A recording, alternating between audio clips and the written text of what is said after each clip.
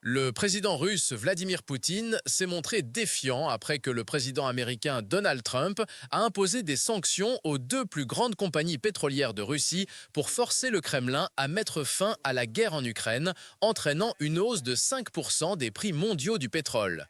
Les sanctions ont conduit les compagnies pétrolières chinoises à suspendre leurs achats russes.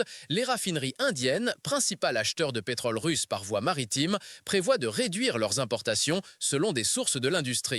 Les sanctions visent Rosneft et Lukoil, qui représentent plus de 5% de la production mondiale de pétrole, marquant un revirement dramatique de Trump, qui avait récemment suggéré un sommet avec Poutine à Budapest pour la paix en Ukraine.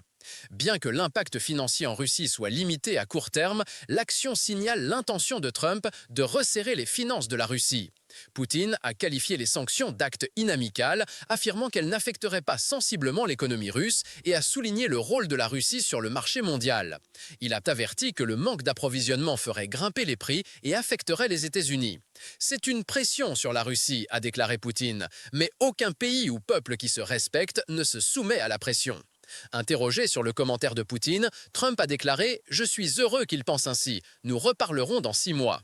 Face aux demandes de l'Ukraine pour des missiles à longue portée de la part des Alliés, Poutine a averti d'une réponse très sérieuse aux attaques en profondeur en Russie.